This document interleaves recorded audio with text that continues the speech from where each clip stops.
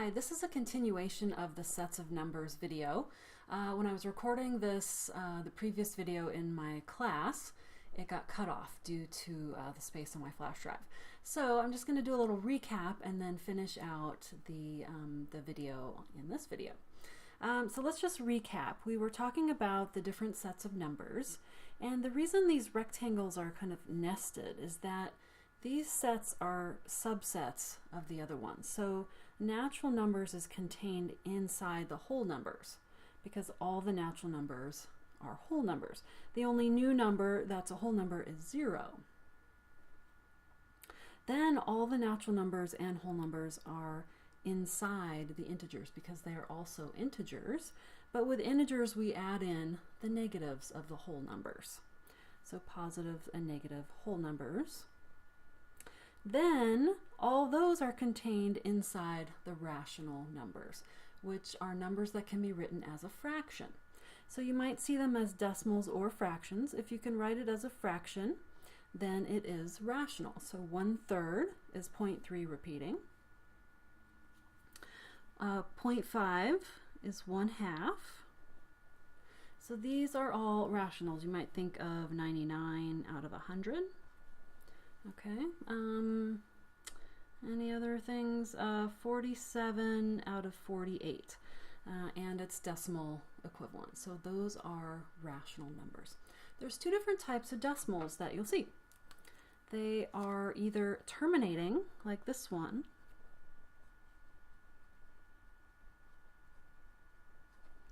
.5 is a terminating decimal, it stops. Or 0.3 repeating is a repeating decimal. So it repeats 0.3333333 forever. So in order to be rational, it must be repeating or terminating. Okay? You might be familiar with some other kinds of decimals that are not repeating or terminating, and those are not rational.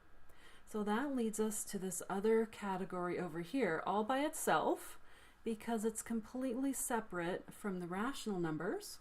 You might have guessed it, the irrational numbers.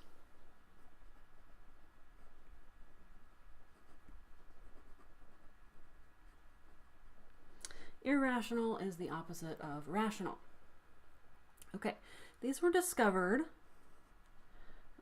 by Pythagoras, and maybe other people around the world discovered this also. It's usually credited to Pythagoras. When they were studying triangles, and they found that if you have a triangle with whole number sides, the hypotenuse is not always a rational number. So you could get something like the square root of 17. That is an irrational number, and that was really confusing to them, which I think is why they called them irrational. They didn't make sense to them at the time. So a square root that's not a perfect square is an irrational number. If you have something like the square root of 9, I'm going to put that over here. Square root of 9 is equal to 3 because 9 is a perfect square. So that is a rational number. But if this is not a perfect square under the radical,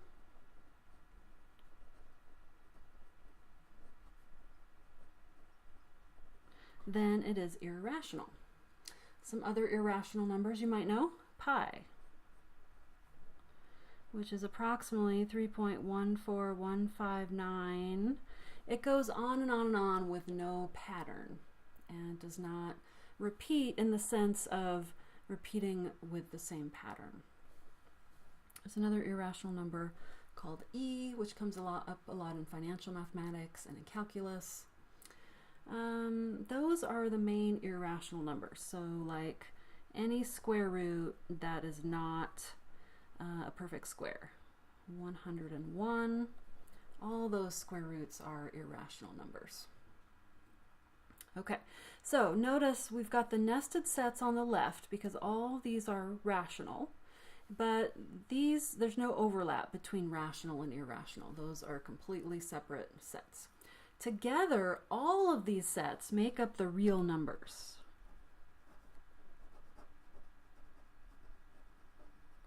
And this is the set of numbers that we will be using this term.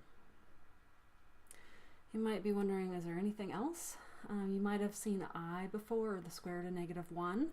So I'll put just over on the side, we're not going to do them this term.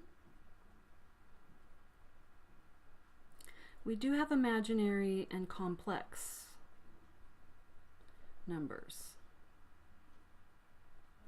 You'll run into that in Math 65 when you try to take the square root of a negative number.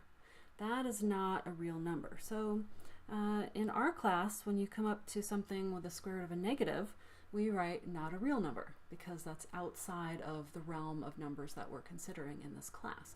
So we're going to be operating from the real number system. Okay, thanks for watching. I'll see you in the next one.